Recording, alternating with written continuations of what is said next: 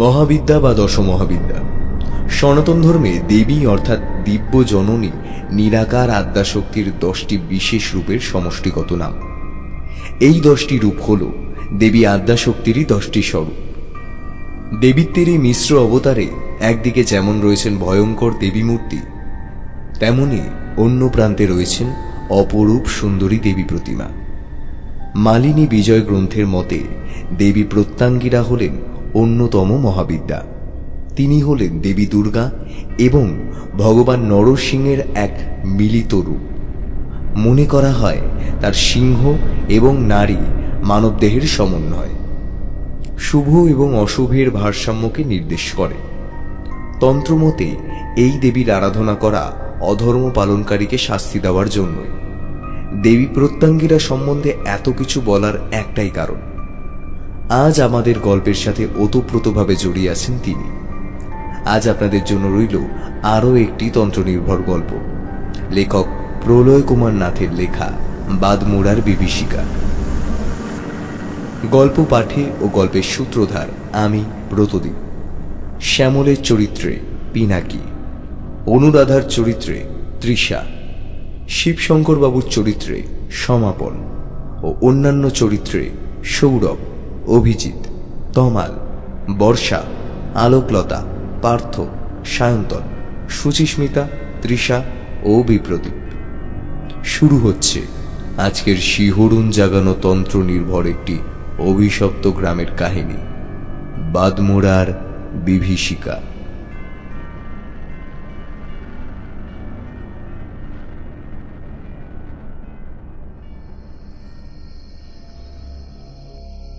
সাল 1940।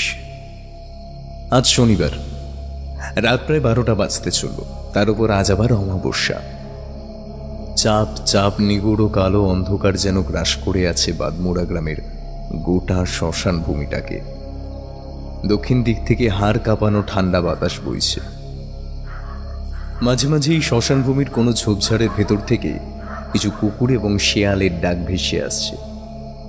এছাড়াও কখনো কখনো কোনো বড় গাছের ডাল থেকে শোনা যাচ্ছে কোনো রাত জাগা পাখির কর্কশ ডাক। এই স্থানের উত্তর দিক দিয়ে যে নদীটা বয়ে চলেছে, সেখান থেকে ভেসে আসছে কোনো মানুষের সাঁতার কাটার আওয়াজ। সে ব্যক্তির পিঠে রয়েছে একটি ভারী বোঝা। পরিশ্রান্ত লোকটি নদী পাড়ে এসে জোরে জোরে শ্বাস নিতে লাগলো। লজ্জা নিবারণের জন্য সামান্য একটি কৌপিন পরিহিত লোকটির শরীরে বাকি অংশ অনাবৃত। তার পাশেই ভেজা মাটির উপর পড়ে আছে তার পিঠের বোঝাটি, যা হলো অপর এক ব্যক্তির নগ্ন মৃতদেহ।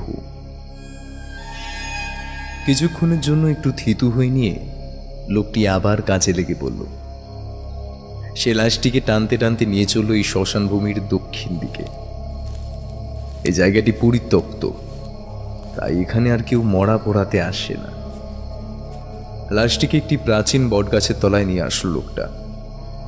তারপর সেই গাছের গুড়ির কোটরের ভেতর থেকে সে বার করলো একটি মুখ বাঁধা ঝোলা। ঝোলার মুখ খুলে সে একে একে বার করতে লাগলো শেয়াল, হনুমান, গোখরসাপ এবং অপঘাতে মরা এক কুমারী মেয়ের কর্তিত মস্তক। তারপর একটি ধারালো ছোরা নিয়ে সে সাথে নিয়ে আসা লাশটির মুন্ডু তার ধড় থেকে আলাদা করতে লাগলো। এই অপঘাতে মরা চণ্ডালটির মুন্ডুটা সংগ্রহ করতে পেরে তার পঞ্চমুণ্ডির আসন বানানোর সকল জোগাড়জান্তি করা শেষ হলো। কোন একটি অজানা মন্ত্র উচ্চারণ করতে করতে এই 5টি মুন্ডুকে প্রথমে মদ এবং তারপর পঞ্চামৃত অর্থাৎ দুধ, দই, ঘি, মধু এবং চিনি দিয়ে শোধন করল সে। তারপর বটগাছের গোড়ায় মাটি খুঁড়ে একটি লাল কাপড়ের ওপর শিয়াল, হনুমান, কুমারী মেয়ে এবং সাপের মুন্ডুগুলোকে সে ঈশান, অগ্নি, বায়ু এবং নৈঋত কোণে প্রতিস্থাপন করল।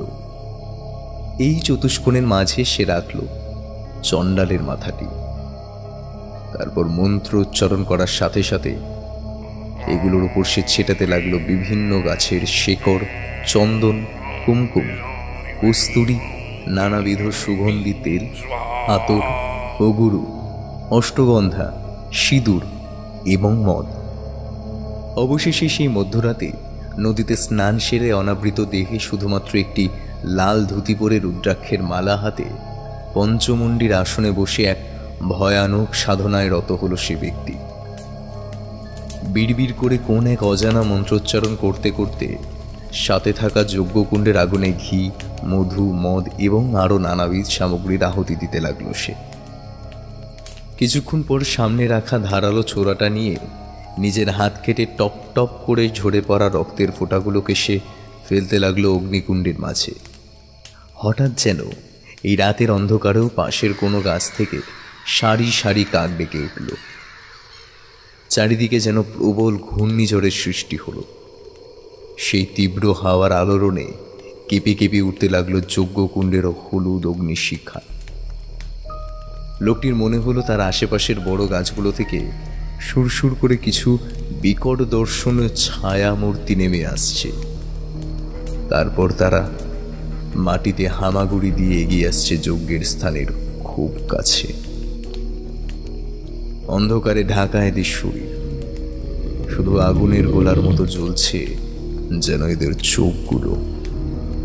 তারা একে একে এগিয়ে আসতে লাগলো অগ্নিকুণ্ডের খুব কাছে। তারপর প্রত্যেকে নিজেদের প্রসারিত দুই হাত দিয়ে ছিঁড়তে শুরু করলো নিজেদের মুন্ডুগুলো। ঝপ ঝপ শব্দে তাদের মুন্ডুগুলো পড়তে লাগলো অগ্নিকুণ্ডের ভিতর।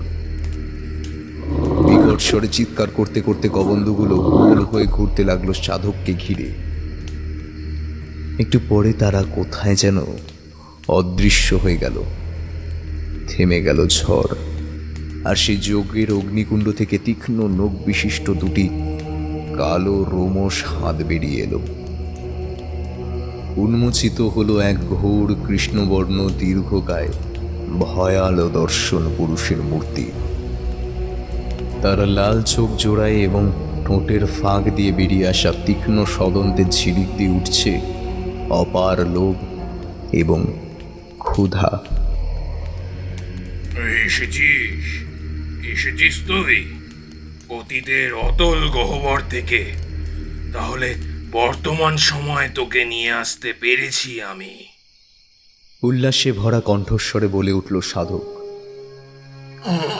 আমি ক্ষুধার্ত, মাংস চাই, রক্ত চাই, বলে উঠল সেই পিশাচ মূর্তি। পাবি পাবি, সব পাবি তুই, শুধু শুধু কথা দে আমায়। তন্ত্রের মাধ্যমে আমি তোকে যে নির্দেশ দিয়েছি সেটা তুই আজীবন কাল ধরে পালন করে চলবি। দিলাম কথা, এবার আমার ক্ষুধা নিবারণ করতেই। লোকটি এবার যজ্ঞভূমি থেকে উঠে এগিয়ে এলো ওই দানবের খুব কাছে। নিজের গলাটি প্রসারিত করে টুটিটা মেলে ধরল ওই পিশাচের তীক্ষ্ণ সদন্তের সম্মুখে। তার সামনে এক ভয়ানক যন্ত্রণাদায়ক মৃত্যু আছে জেনেও সে নিজেকে তুলে দিল ওই অশরীরীর হাতে। আত্মবলিদান দিয়ে এই দানবকে তুষ্ট করে তাকে দিয়েই এই গ্রামের মানুষদের মাঝে নিজের কুটিল ইচ্ছাকে আজীবনকাল ধরে অভিশাপের ন্যায় ফলিয়ে যাওয়ার অভিপ্রায়।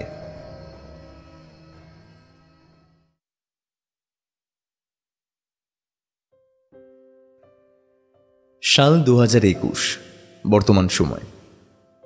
আরে শ্যামল যে, কতদিন পর তোর সাথে দেখা ভাই। উমা, অনুমাও এসেছে দেখছি। আহা, কি সৌভাগ্য আমার। তুই তো ভাই সেই যে ব্যাংকে চাকরি নিয়ে হাওয়া হয়ে গেলি, তারপর আর কোনো পাত্তাই নেই তোর। আমি বাবা তোর মতো পড়াশোনায় অত ভালো ছিলাম না, তাই তো পড়া শেষ করে এই দোকান খুলে বসলাম, বলতে থাকলো বিপ্লব। আরে দূর, কি কুক্ষণই যে চাকরিতে যোগ দিয়েছিলাম ভাই, এই কয়েক বছরে যেন গোটা ভারতবর্ষ ঘুরিয়ে ছাড়ল। অবশেষে এখন এই কলকাতায় এসে একটু থিতু হতে পেরেছি। হাসি মুখে বলে উঠল শ্যামল। শিশু কিশোরদের জন্য পুতুল এবং অন্যান্য খেলনায় ঠাসা এই দোকানটাকে ঘুরে ঘুরে দেখছিল শ্যামলের 12 বছর বয়সী ফুটফুটে মেয়ে অনুরাধা। তার এক হাতে ঝুলানো ছিল তার প্রিয় হ্যান্ডব্যাগটা, যার আয়তন তার অনুপাতে কিঞ্চিত বড়। ওই এক মেয়ে হয়েছে রে ভাই, এটা পছন্দ নয়, ওটা চলবে না, বাপ রে বাপ, ওর ভীষণ বাজবিচার। তাই তো ওকে জন্মদিনে নিজে থেকে কিছু কিনে দেওয়ার রিস্ক আর নিলাম না, মানে সারপ্রাইজ দেওয়ার রিস্কটা আর নিলাম না, বুঝলি। ওকে নিয়েই চলে এলাম তোর দোকানে, বলল শ্যামল। আরে বাস, আজ অনুমায়ের জন্মদিন বলে কথা, তাহলে তো ওর আজকে যা পছন্দ হবে সেটাই হবে ওর জন্য আমার তরফ থেকে গিফট। তোকে আগে থেকেই বলে দিচ্ছি শ্যামল, আজকে পয়সা দেওয়ার কথা কিন্তু মুখেও আনবি না। হাসি মুখে বলে উঠল বিপ্লব। গল্পগাছায় ব্যস্ত এই বন্ধু বুঝতেও পারল না যে ঠিক এই সময়ই অনুরাধার মনে হচ্ছে এই স্থানের তাপমাত্রা আচমকাই যেন অনেকটা নিচে নেমে গেল। তার চোখে বাবা, বিপ্লব আঙ্কেল এবং সর্বোপরি গোটা দোকানটাকেই কেমন যেন অদ্ভুত আর ঝাপসা লাগতে লাগলো। অনুরাধা, আমার কাছে আয় আয়। একটা ফ্যাঁসে অপার্থিব নারী কণ্ঠের ডাক শুনতে পেল অনুরাধা।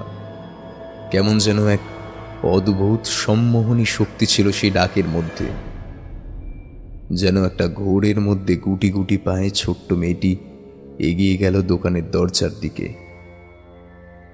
এই কমপ্লেক্সে বেশ কিছু দোকান রয়েছে। অনুরাধা এই খেলনার দোকানের বাইরে বেরিয়ে পড়ল।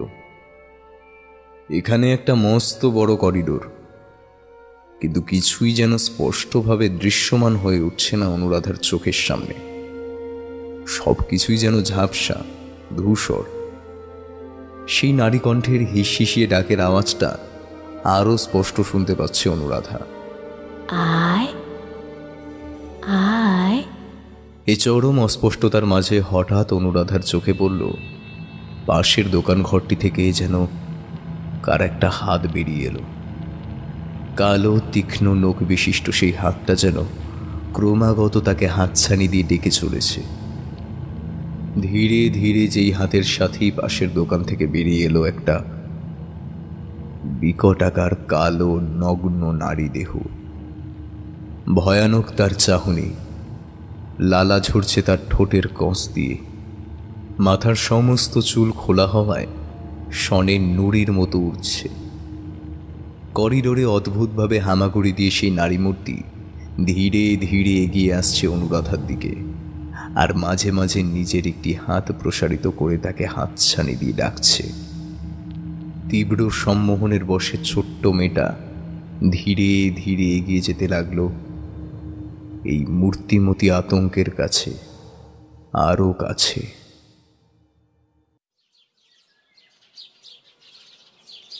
দোল পূর্ণিমার নিশি নির্মল আকাশ, ধীরে ধীরে বহিতেছে মলয় বাতাস। লক্ষ্মীদেবী বামে করি বসি নারায়ণ, করিতেছে নানা কথা সুখে আলাপন। সেই কালে বিনা হস্তে নারদ মুনিবর। সেদিন ছিল বৃহস্পতিবারের এক সন্ধ্যা। বাদমুড়ার নবনিযুক্ত প্রাথমিক স্কুলের শিক্ষক ব্রতিনের স্ত্রী সুমিত্রা ঘরে লক্ষ্মী পুজোর ব্রত পাঠ করতে ব্যস্ত ছিল। এতদিন কলকাতায় একটি প্রাইভেট ফার্মে চাকরি করত ব্রতিন, তাই নেহাত মা লক্ষ্মীর কৃপাতেই এই সরকারি চাকরিটা পাওয়ার পর আর অন্য কোনো দিকে সে ফিরেও তাকায়নি। কর্মস্থল এই অঁচপাড়াগায় হলেও স্ত্রীকে নিয়ে এই গ্রামে চলে এসেছে সে মাত্র কয়েকদিন আগে। ভাগ্যের জোরে স্কুলের কাছেই একটি একতলা বাড়ি ভাড়াও পেয়ে গিয়েছে সে। বাড়ির মালিক অন্যত্র থাকেন, তাই তেমন ঝুট ঝামেলাও নেই। প্রতি সপ্তাহের বৃহস্পতিবার সামান্য আয়োজন করে লক্ষ্মী পুজো করা সুমিত্রার অনেক দিনের অভ্যাস।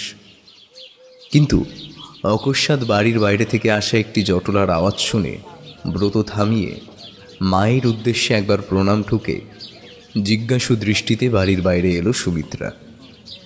ব্রতিন তার আগেই বেরিয়ে এসেছে। এই গায়ের বেশ কিছু মহিলা ভিড় জমিয়েছে তাদের বাড়ির সামনে। ব্যাপার কি বলুন তো, আপনারা হঠাৎ এই সময় এখানে? জিজ্ঞাসা করল সুমিত্রা। তোমরা এই গায়ের নতুন মানুষ তো, তাই আমাদের চিনবা না বউ।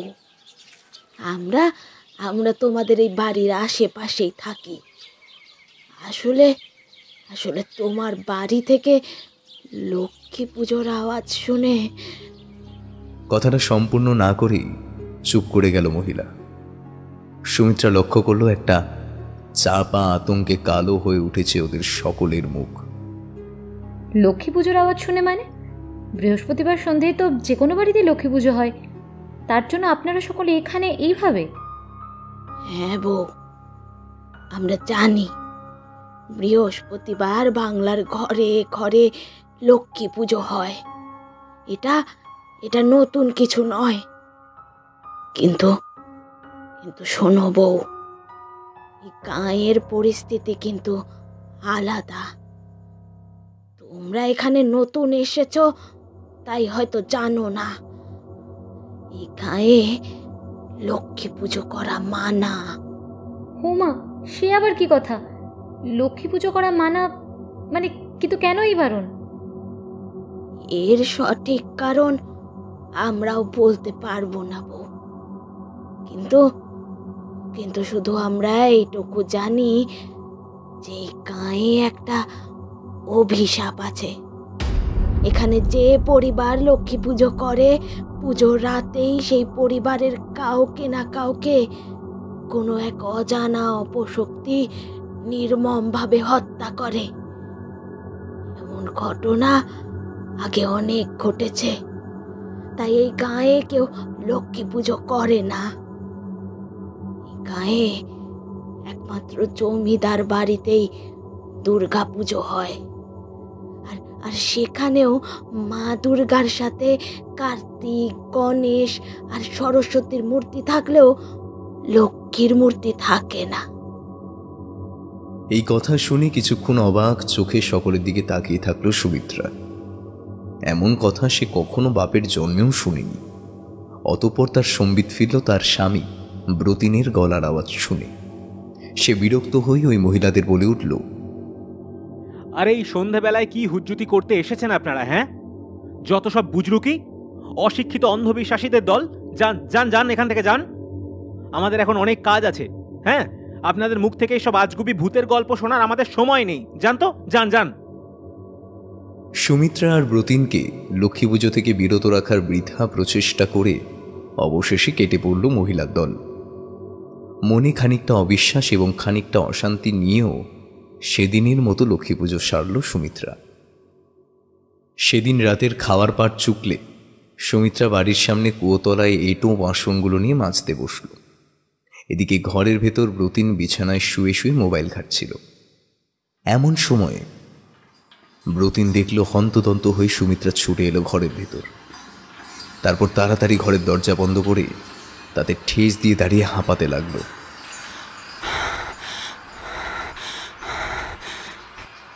কি গো, কি হলো সুমি? কি হলো তোমার? বলতে বলতে ব্রতিন ছুটে এলো তার কাছে। ব্রতিন, ব্রতিন, ওই কুয়োর কাছে কেউ একটা আছে। ব্রতিন, কেউ একটা আছে। হাঁপাতে হাঁপাতে বলে উঠল সুমিত্রা। মানে কে আছে ওখানে? কি বলছো কি তুমি? আমি ঠিক বলছি ব্রতিন। আমি যখন ওই কুয়ো থেকে জল ভরা বালতিটা দড়ি ধরে নিচে নামাচ্ছিলাম, তখন মনে হলো দুটো কালো কুচকুচে হাত উঠে এলো কুয়োর ভেতর থেকে। সেই হাত দুটো কুয়োর কার্নিশকে চেপে ধরলো। তারপর বেরিয়ে এলো একটা কালো কুচকুচে অদ্ভুত দেখতে জন্তুর মাথা। অন্ধকারের মধ্যে সেটাকে ভালো করে দেখতে পাইনি আমি, শুধু দেখছিলাম তার চোখ দুটো আগুনের ভাঁটার মতো জ্বলছে। তার পুরো শরীরটাই সুরসুর করে কুয়োর ভেতর থেকে বেরিয়ে এলো। আর যখনই সে আমার গায়ে ঝাঁপিয়ে পড়তে যাবে, আমি তখনই ছুট দিলাম এখানে। ব্রতিনের দিকে পেছন ফিরে ঘরের দেওয়ালে মুখ ঠেকিয়ে অস্ফুট কণ্ঠে কথাগুলো বলে চলেছিল সুমিত্রা। ওসব তোমার কল্পনা ছাড়া কিছু নয় সুমি। অন্ধকারে কি দেখতে কি দেখেছো তুমি? কই, চলো তো, চলো কুয়োর পাড়ে চলো, দেখি কে আছে ওখানে। বিরক্তি ভরে বলে উঠল ব্রতিন। এবার ব্রতিনের দিকে পেছন ফিরেই তাকে অবাক করে খিলখিল করে হেসে উঠল সুমিত্রা। তার গলার আওয়াজ যেন নারী কণ্ঠ থেকে ধীরে ধীরে একটি ফ্যাঁস ফ্যাঁসে পুরুষ কণ্ঠে পরিবর্তিত হতে লাগলো। কুয়ো পারে কেউ নেই রে তোর বউ ছাড়া। সে এখনো ওখানে বসে মন দিয়ে বাসন মাজছে। অপার্থিব পুরুষ কণ্ঠে বলে উঠল সুমিত্রা। সে এবার ঘুরে দাঁড়ালো ব্রতিনের দিকে। আতঙ্কে চিৎকার করে উঠল ব্রতিন।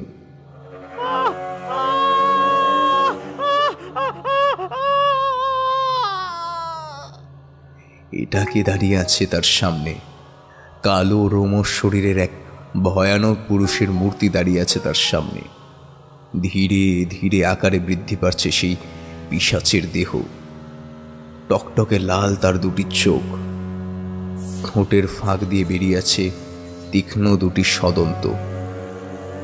সেই ভয়ালদর্শী অশরীরী এক লাফে এগিয়ে গেল ব্রতিনের দিকে। কুয়োপারে বসে বাসন মাজতে মাজতে স্বামীর চিৎকার শুনে কাজ ফেলে ঘরের দিকে ছুটে গেল সুমিত্রা। বন্ধ দরজার বাইরে স্বামীর নাম ধরে ক্রমাগত ডাকতে ডাকতে সে করাঘাত করে চলল, কিন্তু কেউ খুলল না সেই ঘরের দরজা। অতঃপর সুমিত্রার চিৎকার শুনে তাদের বাড়ির কাছে আশেপাশের লোক জমা হতে শুরু করল। 2-3 জন পুরুষ মানুষ মিলে গায়ের জোরে ধাক্কা দিয়ে খুলে ফেলল সেই ঘরের দরজা। কিন্তু ভেতরের দৃশ্য দেখে সকলের চক্ষু স্থির হয়ে গেল। ঘরের মেঝের উপর কালচে রক্তের ধারার মাঝে পড়ে আছে ব্রতিনের নিথর দেহটা। যেন কোনো হিংস্র সাপদ প্রবল আক্রোশে খুবলে ছিঁড়ে নিয়েছে তার গলার টুটি। সেই দৃশ্য দেখে অজ্ঞান হয়ে মাটিতে পড়ে গেল সুমিত্রা। ওদিকে সন্ধ্যাবেলায় তার সাথে যে বয়স্ক মহিলার কথা হয়েছিল, সে কপাল চাপড়াতে চাপড়াতে বলল, আমি বলেছিলাম গো বউ, যে গায়ে লক্ষ্মী পুজো করা মানা। তখন কেন শুনলে না আমার কথা? কেন শুনলে না? কলকাতার নামজাদা সাইকিয়াট্রিস্ট ডক্টর সম্বিত মৈত্রের চেম্বারে অনুরাধাকে নিয়ে ঢুকল শ্যামল। মিষ্টি হেসে ডক্টর মৈত্র তাদের বসতে বলে উঠলেন, বলুন শ্যামলবাবু, কি সমস্যা হয়েছে আপনার মেয়ের? মনে মনে কয়েকটি কথা গুছিয়ে নিল শ্যামল। তারপর সে বলল, ডাক্তারবাবু, আমার মেয়ের মাত্র 12 বছর বয়স। আসলে ওর জন্মের সময়েই ওর মা মারা যায়। তারপর থেকে আমি ওর বাবা, আমি ওর মা। আমার মেয়ে মানসিকভাবে সম্পূর্ণই সুস্থ ছিল জানেন। ভালো স্কুলে পড়ে, প্রতি বছর ক্লাসের মেরিট লিস্টে 1 থেকে 5-এর মধ্যে ওর নাম থাকে। কিন্তু কিছুদিন যাবত ও খুব অদ্ভুত ব্যবহার করতে শুরু করেছে। প্রথম দেখতাম গভীর রাতে ও ঘুম থেকে উঠে চুপ করে বিছানায় বসে আছে, কখনো বা বিড়বিড় করে কিছু বলছে, কিছু জিজ্ঞাসা করলে চুপ করে থাকছে। কিন্তু যত দিন যেতে লাগলো ওর এই পাগলামি বেড়েই যেতে লাগলো। এখন সকালে দুপুরেও এই একই ঘটনা ঘটছে। মাঝে মাঝে কি যেন বলতে বলতে মাথা ঝাঁকাতে থাকে, কখনো মানে সামনে যা পায় সেটাই ছুঁড়ে মারতে থাকে আমার দিকে। কোনো ধারালো বস্তু থাকলে সেটা দিয়ে নিজেকে কিংবা আমাকে আঘাত করতে যায়। স্কুল এবং পড়াশোনার প্রতিও যথেষ্ট অমনোযোগী হয়ে উঠেছে। কি যে করব আমি কিছুই বুঝতে পারছি না, বুঝলেন? এখন অনুরাধা যথেষ্ট সভ্যভদ্র হয়েই ডাক্তারের চেম্বারে বসে আছে। ডাক্তার মৈত্র তার মাথায় হাত বুলিয়ে তাকে জিজ্ঞাসা করলেন, তুমি তো গুড গার্ল, তাই না? তাহলে পাপা তোমার সম্বন্ধে যা বলছেন সেগুলো কি সত্যি? অনুরাধা নির্বাক। অগত্যা ডক্টর মৈত্র আবার তাকে জিজ্ঞাসা করলেন, আচ্ছা, পাপা তোমার নামে যা বলছেন সেগুলো তুমি কেন করো বলো তো মা? আমি ওগুলো কিচ্ছু করি না আঙ্কেল। ও আমার মধ্যে ঢুকে যায়, তারপর ওই আমাকে দিয়ে ওই সব করায়। এমন অদ্ভুত কথায় যথেষ্ট অবাক হলেন ডক্টর মৈত্র আর শ্যামল। কে তোমার মধ্যে ঢুকে যায়? কে তোমাকে দিয়ে ওই সব করায়? ওই যে আমার ঘরের খেলনার বাক্সের মধ্যে থাকে সে। কে থাকে সেখানে? কি নাম তার? তার নাম? আমি তার নাম জানি না আঙ্কেল। আচ্ছা, বুঝলাম, কিন্তু সে তোমাকে দিয়ে অমন কেন করায়? কি বলে সে তোমাকে? সে আমাকে বলে বাঁধমুড়া গ্রামে যেতে, আর ওখানে আমাকে না নিয়ে গেলেই সে আমার মধ্যে ঢুকে আমাকে দিয়ে ওই সব করায়। ডক্টর মৈত্র দেখলেন এতটা বলতে গিয়েই যথেষ্ট ভায়োলেন্ট হয়ে উঠেছে অনুরাধা। জোরে জোরে নিঃশ্বাস নিতে নিতে হিংস্র দৃষ্টিতে সে তাকিয়ে আছে তার দিকে। টেবিলে রাখা পেপার ওয়েটটাকে মুঠোর মধ্যে শক্ত করে ধরে রেখেছে অনুরাধা, যেন যে কোনো সময় সেটা ছুঁড়ে মারতে উদ্যত হবে সে। এই পরিস্থিতিটাকে একটু হালকা করতে অনুরাধাকে প্রশ্ন করা বন্ধ করলেন ডক্টর মৈত্র। তারপর তার এক মহিলা সহকারীকে ডেকে অনুরাধাকে নিয়ে পাশের দোকান থেকে চকলেট কিনে দিতে বললেন তিনি। অনুরাধাকে নিয়ে সেই সহকারী ঘর থেকে বেরিয়ে গেলে ডক্টর মৈত্র গম্ভীর মুখে একবার চেয়ে দেখলেন আপাত বিহ্বল শ্যামলের ভয়ার্ত মুখের দিকে। আচ্ছা শ্যামলবাবু, আপনি কবে থেকে মেয়ের মধ্যে এমন ব্যবহার লক্ষ্য করছেন? তা এই মাস দুয়েক হলো। আসলে আমার এখনো স্পষ্ট মনে আছে, সেদিন অনুর জন্মদিনের আগের দিন ছিল। ওকে বার্থডে গিফট কিনে দেবো বলে ওকে আমি সেদিন নিয়ে গিয়েছিলাম আমার এক বন্ধুর খেলনার দোকানে। তো আমরা দুই বন্ধু গালগল্প করতে এতটাই ব্যস্ত হয়ে গিয়েছিলাম যে ঠিক বুঝতে পারিনি কখন অনু ওই দোকান থেকে বেরিয়ে গিয়েছে। পরে ওকে খুঁজতে শুরু করব ভাবলাম, কিন্তু কিছুক্ষণের মধ্যে ও নিজেই আবার আমাদের কাছে চলে এলো। আশ্চর্যজনকভাবে যে মেয়ে কত উৎসাহ নিয়ে পুতুল কিনতে এসেছিল, সেই মেয়েই আমাদের বলল যে ওটার কিছুই পছন্দ হচ্ছে না, ও কিছু কিনতে চায় না।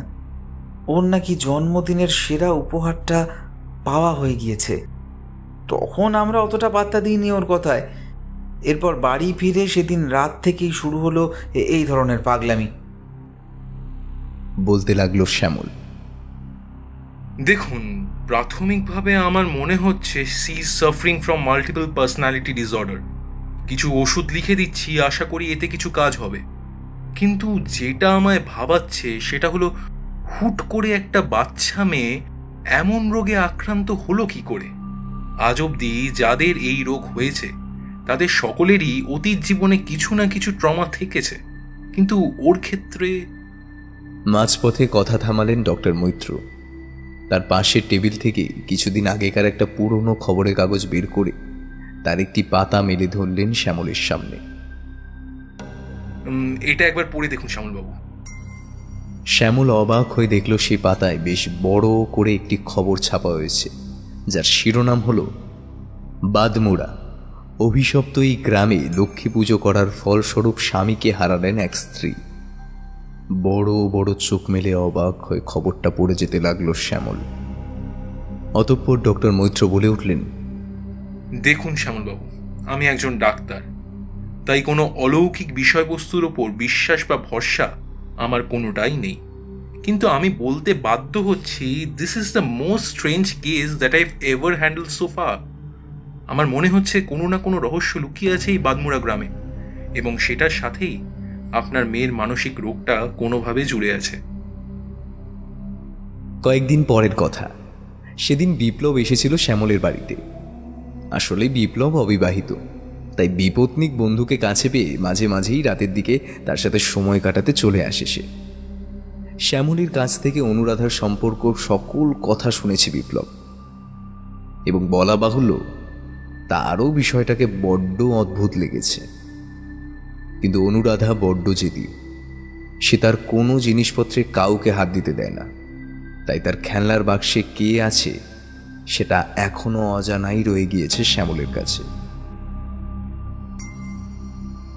সেদিন সন্ধ্যার দিকে অনুরাধা ডক্টর মৈত্রের দেওয়া ওষুধ খেয়ে নিজের ঘরের বিছানায় শুয়ে ঘুমোচ্ছিল। ওদিকে ড্রয়িং রুমে টিভি চালিয়ে দুই বন্ধু সিগারেট ধরিয়ে বসেছিল। এমন সময় হঠাৎ করেই লোডশেডিং হয়ে গেল। বন্ধ হয়ে গেল টিভি এবং ঘরের সকল বাতি। ওরা মোমবাতি খুঁজতে শুরুই করেছিল। এমন সময় ওদের দুজনের মনে হলো অনুরাধার ঘর থেকে তার বিড়বিড় করে বলা কিছু কথার শব্দ ভেসে আসছে। শ্যামল আর বিপ্লব পা টিপে টিপে এগিয়ে গেল অনুরাধার ঘরের দিকে। ভেজানো দরজা আস্তে করে খুলে অন্ধকারে দেওয়াল হাতড়ে ওরা ঢুকে পড়ল তার ঘরে। কিন্তু সেই ঘরের দৃশ্য দেখে স্থাণুর মতো নিশ্চল হয়ে দাঁড়িয়ে রইল ওরা দুজনেই। জানলার বাইরে থেকে চাঁদের আলো এসে পড়েছে সেই ঘরের ভেতর, আর তাতেই ওরা স্পষ্ট দেখতে পেল একটা মূর্তি। হ্যাঁ, একটা অদ্ভুত দেখতে পাথরের দেবী মূর্তি যেন হাওয়ায় ভেসে রয়েছে অনুরাধার খুলে রাখা খেলনার বাক্সের উপর। দুটি নীলাভ আলোর বিন্দু যেন ক্রমাগত জ্বলা নেভা করছে সেই দেবীর দুই চোখ থেকে। ঘরের মধ্যে একটা অদ্ভুত ঠান্ডা স্যাঁতস্যাঁতে ভাব। আর এই মূর্তির সম্মুখেই উবু হয়ে বসে আছে অনুরাধা। মাথার খোলা চুলগুলো অনুমাদিনীর মতো ঝাঁকিয়ে ঝাঁকিয়ে কি যেন একটা অদ্ভুত মন্ত্রোচ্চারণ করে চলেছে সে। শ্যামল ছুটে গেল অনুরাধার কাছে, কিন্তু তাকে স্পর্শ করার আগেই কারেন্ট চলে এলো। খোলা বাক্সের মধ্যে ধপ করে পড়ে গেল মূর্তিটা, আর এর সাথেই অজ্ঞান হয়ে মাটিতে লুটিয়ে পড়ল অনুরাধা। শ্যামল চিৎকার করে মেয়েকে সামলাতে তার কাছে ছুটে গেল। ওদিকে বিপ্লব তীক্ষ্ণ দৃষ্টিতে খেলনার বাক্সের মাঝে পড়ে থাকা মূর্তিটার দিকে তাকিয়ে রইল। ফুটখানেকের মতো উচ্চতা হবে মূর্তিটা। সিংহের ওপর বসে আছেন এক ভয়ালোদর্শী দেবী। তার শরীরটা নারীর মতো হলেও মুখটা যেন তীক্ষ্ণ সদন্ত বিশিষ্ট কোনো হিংস্র জন্তুর মতো। সেটা বাঘ না ভালুক তা ঠিক বোঝা যাচ্ছে না। গলায় মুন্ডমালা পরে আছেন সেই দেবী। তার খোলা চুল পিঠ ছাপিয়ে নেমেছে। কি ভয়ানক তার চাহনি! তার চারটি হাতে তিনি ধরে রেখেছেন একটি ত্রিশূল, একটি সাপ, একটি ডমরু এবং একটি নরকরটি। এটা কি দুর্গা, কালী বা জগদ্ধাত্রী ঠাকুরের মূর্তি? না, মনে তো হয় না। কি মনে হতে হঠাৎ চিৎকার করে উঠল বিপ্লব। আরে হ্যাঁ, মনে পড়েছে। আমার দোকানের পাশে ভবেশদার যে অ্যান্টিক সামগ্রী তথা ওই কিউরিওর দোকানটা আছে, সেখানে এই মূর্তিটাকে আমি অনেকবার দেখেছি। আসলে নিজের দোকানে তেমন কাস্টমার না থাকলে মাঝে মাঝে ভবেশদার দোকানে মানে ওর সাথে আড্ডা মারতে যাই আর কি। আচ্ছা, তুই ওই ভবেশদাকে এক্ষুনি একবার এখানে ডাকতে পারবি? অনুরাধাকে বিছানায় শোয়াতে শোয়াতে বলে উঠল শ্যামল। বিপ্লবের ফোন পেয়ে কিছুক্ষণের মধ্যেই শ্যামলের বাড়িতে আগমন ঘটল ভবেশ নামক এক মধ্যবয়স্ক ব্যক্তির। সব কথা শুনে এবং মূর্তিটাকে খুঁটিয়ে দেখে সে বলে উঠল, দেখুন, ওটা কোন দেবীর মূর্তি সেটা আমি বলতে পারবো না, তবে এটুকু বলতে পারি বিপ্লব ভাই ঠিক কথাই বলছে। ওটা আমার দোকানেই ছিল। এই মূর্তিটা নাকি শ্রীলঙ্কার সিগ্রিয়া নামক কোনো এক গুহা মন্দিরের খনন কার্যের সময় খুঁজে পাওয়া যায়। তারপর থেকে এই হাত ওই হাত হতে হতে শেষমেশ এসে পৌঁছেছে আমার দোকানে। যদিও বেশ কয়েকদিন ধরে ওটাকে আমি খুঁজেই পাচ্ছিলাম না। কিছুক্ষণ চুপ করে রইল ভবেশ। বিছানায় অজ্ঞান হয়ে পড়ে থাকা অনুরাধার দিকে সে চেয়ে আবার বলে উঠল, হ্যাঁ, এইবার পুরো গল্পটা পরিষ্কার হয়েছে আমার সামনে। মাস দুয়েক আগে ওই মেয়েটাকে একদিন হঠাৎ করেই আমি আমার দোকানে ঢুকতে দেখি। সেই সময় ওখানে অন্য কোনো কাস্টমার ছিল না। ওই মেয়েটা ঢুকতেই আমার শরীরে কেমন যেন একটা অস্বস্তি হতে থাকে।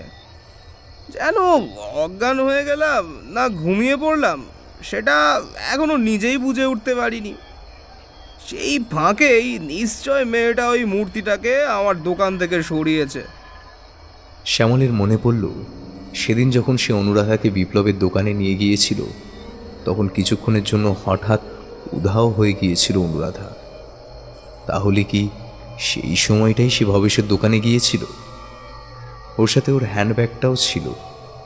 হয়তো ওটার ভেতরেই মূর্তিটাকে ভরে সকলের চোখ এড়িয়েও বাড়িতে নিয়ে এসেছে।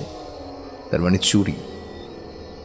আর অনু চুরি করেছে মূর্তিটাকে, কিন্তু কেন করলো এমন কাজ? পুতুল বা অন্যান্য খেলনা ছেড়েও হঠাৎ এই অদ্ভুত মূর্তিটার দিকেই আকর্ষিত কেন হলো? আর ওরা সকলেই যে অলৌকিক ব্যাপারগুলো চাক্ষুষ করেছে, সেগুলোরই বা সঠিক ব্যাখ্যা কি? মাথা ঝিমঝিম করতে লাগলো শ্যামলের। বিপ্লব সস্নেহে শ্যামলের কাঁধে হাত রেখে বলে উঠল, দেখ ভাই, আমারও মনে হয় ডক্টর মৈত্র তোকে সঠিক উপদেশই দিয়েছেন। মানে আমারও মনে হয় অনুমাকে পুরোপুরি সারিয়ে তুলতে বা ওর সাথে এই অদ্ভুত ঘটনাগুলোর কিনারা করতে তোকে একবার ওকে নিয়ে ওই বাঁধমোড়া গ্রামে যেতেই হবে। পরদিনই মেয়েকে নিয়ে বর্ধমান জেলার অন্তর্গত বাঁধমোড়া গ্রামে পৌঁছল শ্যামল। সতেজ সবুজ বনানীতে ভরা সুন্দর এই গ্রামের বুকেও এমন ভয়ঙ্কর কোনো অভিশাপের বীজ লুকিয়ে থাকতে পারে তা বোঝাই যায় না। স্টেশন থেকে নেমে অনুরাধার হাত ধরে উদ্ভ্রান্তের মতো শ্যামল হেঁটে চলল রিক্সা স্ট্যান্ডের দিকে। বস্তুত এই অজানা জায়গায় এসে কি করবে, কোথায় যাবে, তা ভেবে পাচ্ছিল না শ্যামল। এদিকে কি উদ্দেশ্যে সে এসেছে সেটাও সবাইকে বলার মতো নয়। এমন সময় একজন রিক্সা চালকের সাথে তার আলাপ হলো। শ্যামল তাকে জানালো যে সে কিছু ব্যক্তিগত ব্যবসায়িক কাজের জন্য এখানে এসেছে। এখন কিছুদিনের জন্য একটি মাথা গোজার ঠাঁই খুঁজছে। রিক্সা চালক তাকে গ্রামের মোড়ল শিবশঙ্কর বাবুর বাড়িতে নিয়ে এলো। রাস্তায় যেতে যেতে সে বলতে লাগলো সে মোড়ল মশাইয়ের দয়ার শরীর। গায়ে নতুন কেউ এলে তিনি তাকে নিজের বাড়িতেই থাকতে দেন। তার পরিবারে তিনি একা, ছেলে চাকরি সূত্রে কলকাতায় থাকে। তাই অত বড় বাড়িটাতে শুধুমাত্র তিনি থাকেন এবং থাকে একটি 24 ঘন্টার কাজের মাসি ময়না। রিক্সা চালক একটা কথাও ভুল বলেনি। শিবশঙ্করবাবু সত্যি অমায়িক ভদ্রলোক, না হলে কি এমন অচেনা অজানা কোনো মানুষকে বাড়িতে সাদরে অভ্যর্থনা জানাবেন কেউ? দুপুরের দিকেই প্রৌঢ়ের কাছে সব কথা খুলে বলল শ্যামল। শিবশঙ্করবাবুর সদা হাস্যময় মুখটাও যেন ভয়ে কালো হয়ে উঠল সব কথা শুনে। তিনি বললেন, হ্যাঁ, আপনি ঠিকই আন্দাজ করেছেন, জানেন, আপনি ঠিকই আন্দাজ করেছেন। আমারও মনে হয় যে অনুমার সঙ্গে যা যা ঘটেছে তার সঙ্গে এই গ্রামের অভিশাপের একটা সম্পর্ক নিশ্চয়ই আছে। হ্যাঁ, একটা সম্পর্ক নিশ্চয়ই আছে। আমার খুব মনে হয়, খুব মনে হয় আমার। আচ্ছা, এই গ্রামে লক্ষ্মী পুজো করা মানা।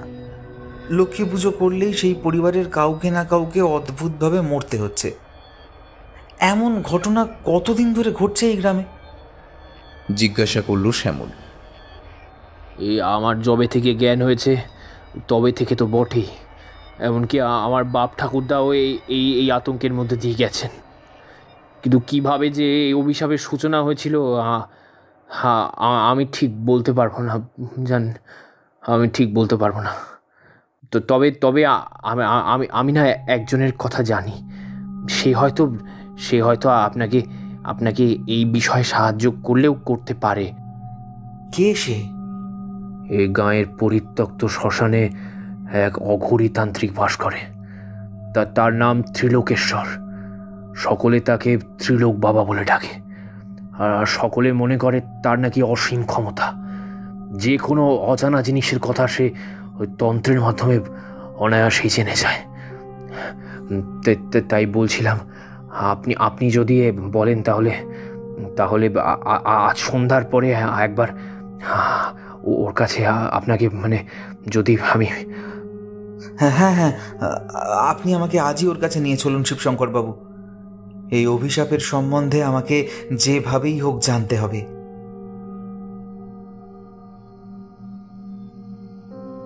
সেদিনই সন্ধ্যাবেলায় অনুরাধাকে ময়নার কাছে রেখে গ্রামের শ্মশানের উদ্দেশ্যে রওনা হলো শ্যামল আর শিবশঙ্করবাবু।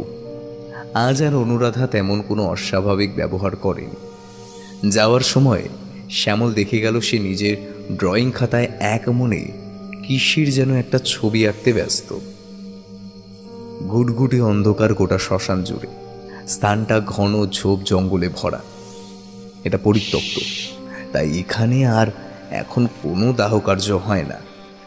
কাছেই বোধহয় কোনো একটা নদী আছে, সেখান থেকেই জলের কুলকুল আওয়াজ ভেসে আসছে।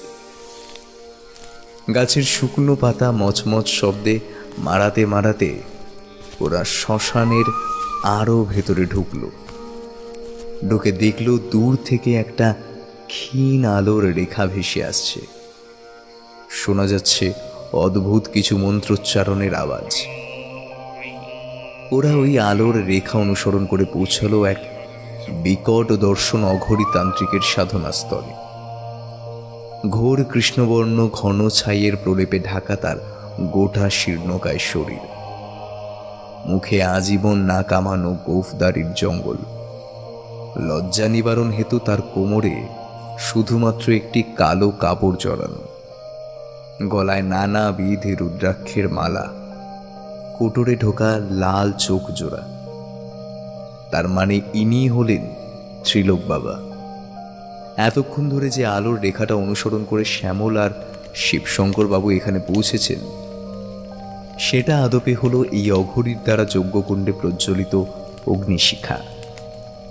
এই অগ্নিকুণ্ডের দিকে নিষ্ফলক দৃষ্টিতে তাকিয়ে বিড়বিড় করে কি যেন একটা মন্ত্র বলে যাচ্ছিল ত্রিলোক। মাঝে মাঝে সামনে রাখা কি যেন একটা সাদা গুঁড়ো গুঁড়ো বস্তু সে ছুঁড়ে দিচ্ছিল ওই আগুনের মাঝে। আর চারিধারে ছড়িয়ে ছিটিয়ে আছে নরকরটি, মরার হার, সিঁদুর, হলুদ, মদ এবং তন্ত্রাচারের জন্য উপযোগী অন্যান্য সামগ্রী। এসেছিস তোরা, আয় বস এখানে। শ্যামল আর শিবশঙ্করবাবু হাত জোর করে সাধনাস্থলের একপাশে বসলেন। শিবশঙ্করবাবু আজ দুপুরেই লোক মারফত ত্রিলোকের কাছে খবর পাঠিয়ে দিয়েছিলেন যে তিনি শ্যামলকে নিয়ে আজ সন্ধ্যাবেলায় এখানে আসতে চলেছেন। শ্যামলের অসুবিধার কথাও ত্রিলোককে জানানো হয়েছে, তাই ওদের কাউকে ত্রিলোকের আর কোনো গৌরচন্দ্রিকা করতে হলো না। ত্রিলোক ঘাড় ঘুরিয়ে অদ্ভুতভাবে দেখতে লাগলো শ্যামলকে। তারপর সে জিজ্ঞাসা করল, তোর মেয়ের সম্পর্কে অনেক কথাই আমার জানা। এও জানি যে তোরা এখানে এই গ্রামের অভিশাপ সম্পর্কে জানতে এসেছিস তার সাথে তোর মেয়ের কি সম্পর্ক, তাই তো? তবে আগে তোকে আমাকে আরো কিছু কথা জানাতে হবে। কি কথা বাবা? অস্ফুট স্বরে জানতে চাইল শ্যামল। তোর মেয়ের মা অর্থাৎ তোর স্ত্রী সম্পর্কে আমি এখনো কিচ্ছু জানি না, সেই কথাই আমি জানতে চাই। বেশ অবাক হলো শ্যামল। এতে আবার তার মৃত স্ত্রীর ভূমিকা কি, তাও সে বলতে লাগলো। ওর নাম ছিল সুচন্দ্রা দাভে। নাম শুনেই বুঝতে পারছেন ও ছিল অবাঙালি। আসলে ব্যাংকে চাকরির প্রথম দিকে আমি পোস্টেড ছিলাম রাজস্থানের যোধপুর জেলায় মন্দোর নামক একটি গ্রামের ব্রাঞ্চে। ওখানে যে বাড়িতে আমি ভাড়া থাকতাম ও ছিল সেই বাড়িওয়ালার মেয়ে। ওরা অবাঙালি হলেও আমার সাথে সুচন্দ্রার প্রেমের কথা ওর বাড়ির লোকের মেনে নিতে কোনো অসুবিধে হয়নি। বলতে থাকলো শ্যামল। বলতে বলতে তার চোখের সামনে ভেসে উঠল প্রসব যন্ত্রণারত সুচন্দ্রাকে হাসপাতালে ভর্তি করে আসার দিনটা। সেদিন স্ট্রেচারে শোয়ানো সুচন্দ্রার হাত চেপে ধরে শ্যামল বলে উঠেছিল, আমার বড্ড ভয় করছে চন্দ্রা, তোমার যদি কিছু হয়ে যায়। অত্যাধিক যন্ত্রণার মাঝেও বলে উঠেছিল সুচন্দ্রা, আমার যাই হয়ে যায় শ্যামল, তুমি সবসময় জানবে আমি তোমার কাছেই আছি, তোমার পাশেই আছি। কথা দিচ্ছি তোমাকে ছেড়ে আমি কোথাও যাব না, কোথাও না। কিন্তু কথা রাখেনি সুচন্দ্রা, কারণ সেটাই ছিল শ্যামলের সুচন্দ্রাকে শেষবারের মতো দেখা। সুচন্দ্রার কথা মনে পড়তেই দু চোখ ঝলে ঝাপসা হয়ে গিয়েছিল শ্যামলের। ওর ঘোর ভাঙল ত্রিলোকের বজ্র গম্ভীর কণ্ঠস্বরে। ঠিক আছে, বুঝেছি। শোন, আমি এখনই সব সাধনায় বসবো। একটা অপঘাতে মরা কুমারী মেয়ের শরীরের মধ্যে এমন কোন প্রেতের আহ্বান করব যে আমাদের এই গ্রামের অভিশাপ সম্পর্কে জানাতে পারবে। তবে মনে রাখিস, এই প্রেত তোকে যে ভাষায় কথা বলবে তা শুনে তুই কিচ্ছু বুঝতে পারবি না। তোকে তার বলা কথাগুলো মুঠোফোনে লিপিবদ্ধ করতে হবে। তারপর কি করতে হবে সেটা পরে বলছি। তবে মনে রাখিস, এই প্রেতকে ডাকা খুব কষ্টসাধ্য, তাই আমি তাকে খুব সীমিত সময়ের জন্যই ডেকে পাঠাতে পারবো। ঠিক সেই সময় অপর এক ডোম শ্রেণীর ব্যক্তি এক যুবতীর মৃতদেহ টানতে টানতে সেখানে নিয়ে এলো। লাশটিকে ত্রিলোকের সামনে রেখে কাঁধের ঝোলা থেকে একটা মুখ বাঁধা মাটির সরাও নিচে রাখল। অবঘাতে মরা এই তরুণীর সাথে ওই মাটির সরাতে কালো কুকুরের দুধ আছে, এটা জানিয়ে লোকটা ত্রিলোককে প্রণাম জানিয়ে বিদায় হলো। আর সময় নষ্ট না করে লাশটিকে উলঙ্গ করে দুটি নরকরটি সেটার মাথার নিচে রাখলেন ত্রিলোক। আর সারা দেহে লেপন করল হলুদ, সিঁদুর এবং রক্তচন্দন। অগ্নিকুণ্ডের আগুনের উপর কুকুরের দুধ সমেত মাটির সরাটি বসিয়ে দিল সে। তার মধ্যে ঢালল চাল এবং কালো মসুর ডাল। মিশ্রণটি ফুটে উঠলে সেটাকে নিয়ে গিয়ে সে লাশটির কাছে রাখল। সিঁদুর, হলুদ, চন্দনে চর্চিত লাশটি যেন বিভৎস রূপ ধারণ করেছে যজ্ঞকুণ্ডের কম্পমান অগ্নিশিখার আলোয়। এরপরে সাধনাস্তরের চারিপাশে সর্ষে ছড়িয়ে ত্রিলোক গাত্রবন্ধন করল। তারপর সে সোজা গিয়ে বসল লাশটির পেটের উপর। মন্ত্র উচ্চারণ করার সাথে সাথে সে মাটির পাত্রটি থেকে কুকুরের দুধ, চাল আর কালো মসুর ডালের মিশ্রণটি অল্প অল্প করে নিয়ে বারে বারে দিতে লাগলো মৃতদেহটির মুখে। ঠিক 108 বার এমন করার পর চোখ মেলে তাকালো লাশটি। ধীরে ধীরে কাঁপতে শুরু করলো দুই পাশে প্রসারিত তার হাত দুটি, কিন্তু ত্রিলোকের সেদিকে কোনো খেয়াল নেই। সে যেন এক গভীর ধ্যানে মগ্ন। লাশটির শরীরের ওপরের অংশ যেন ধীরে ধীরে মাটি থেকে উপরে উঠছে। সাদা মণিহীন নিষ্ফলক চোখে সে এক দৃষ্টে চেয়ে আছে তারই পেটের উপর বসা ত্রিলোকের দিকে। এবার নিজের দুটি হাত দিয়ে মৃতদেহটি চেপে ধরল, চোখ বন্ধ করে ধ্যানে মগ্ন ত্রিলোকের মস্তক। আর ঠিক তখনই সামনে রাখা একটি রামদা উঠিয়ে নিল ত্রিলোক। আর সেটার আঘাতে এক কোপে লাশটার মুন্ডুটা ধর থেকে আলাদা করে দিল। শিবশঙ্করবাবু আর শ্যামল ভয়ার্ত দৃষ্টিতে চেয়ে দেখল লাশের মুন্ডুটা গড়িয়ে তাদের দিকেই আসছে। মুন্ডুটার খোলা চুল বারবার ছড়িয়ে ছিটিয়ে যাচ্ছে মাটির উপর। রক্ত আর শ্মশান ভূমিতে থাকা ধুলোতে মাখামাখি হতে থাকছে কাটা মুন্ডুটা। ত্রিলোকের চোখের নির্দেশে নিজের মোবাইলের সাউন্ড রেকর্ডার অন করল শ্যামল।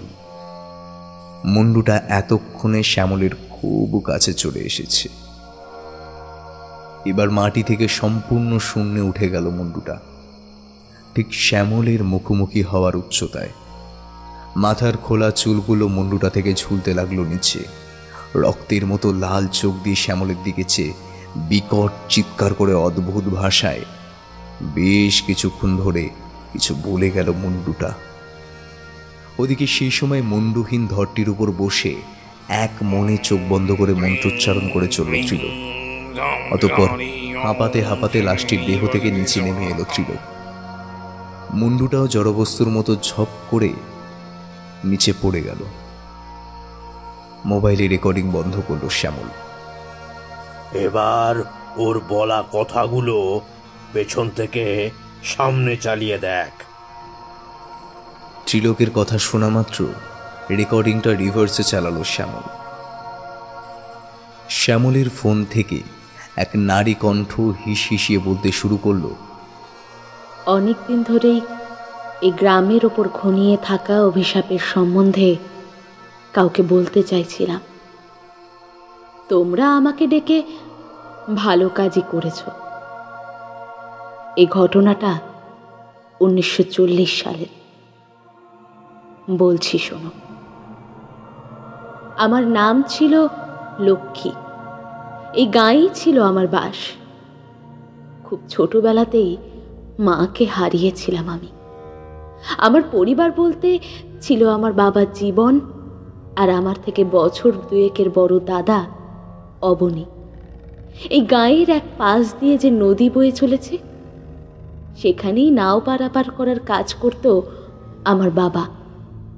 তাই গাঁয়ের সবাই বাবাকে জীবন মাঝি বলে ডাকত। দাদাও বাবাকে তার কাজে সাহায্য করত।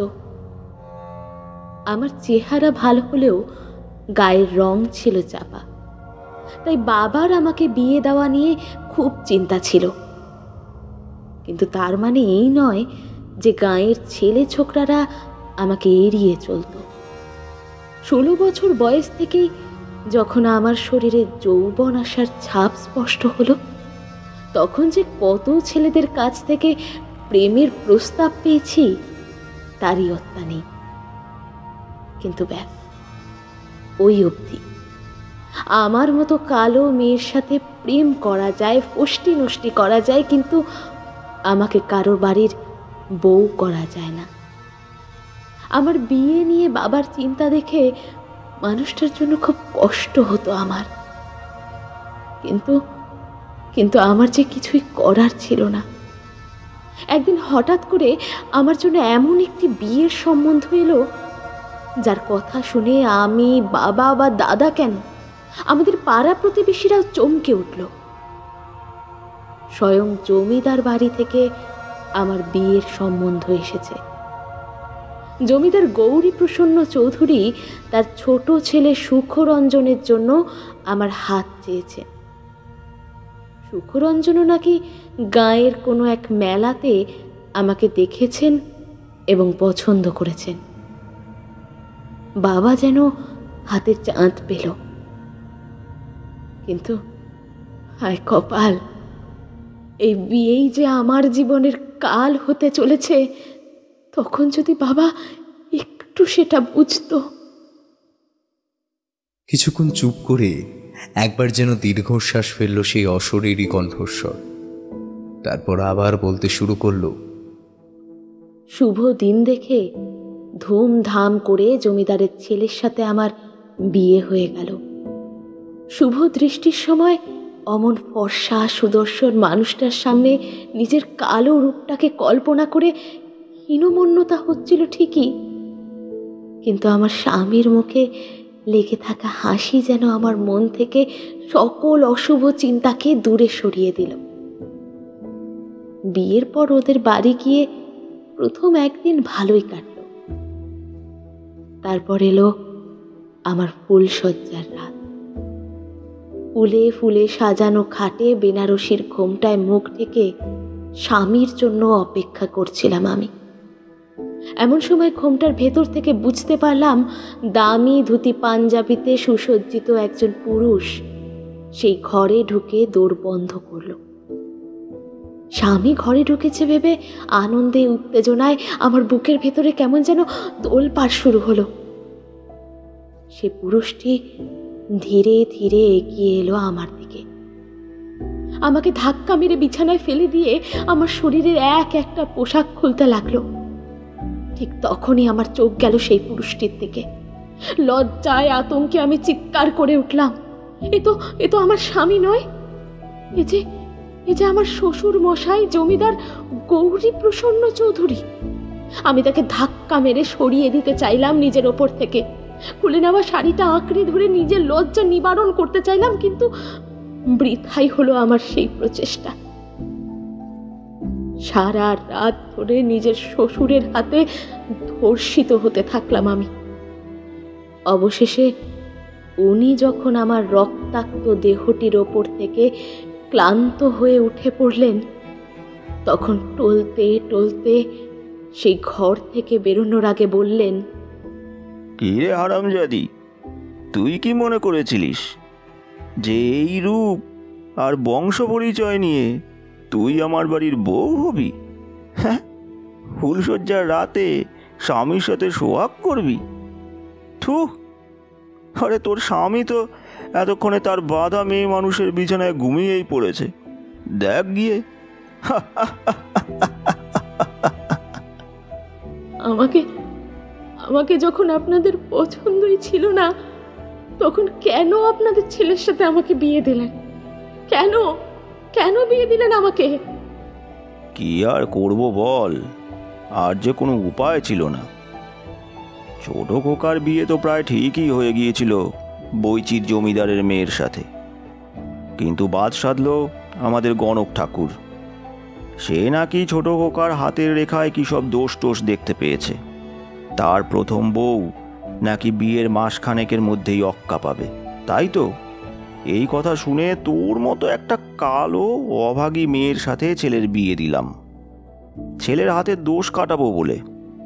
আর 1 মাসের মধ্যেই তুই হয়তো মরবি, আর তারপর আবার ছোট খোকার বিয়ে দেব বৈচির জমিদার বাড়িতে।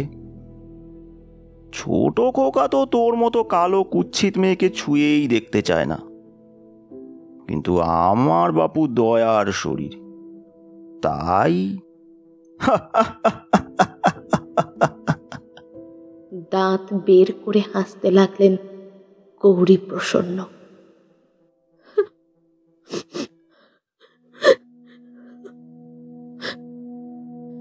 একটা ফুপিয়ে কান্নার আওয়াজ আসতে লাগলো শ্যামলের মোবাইল ফোন থেকে।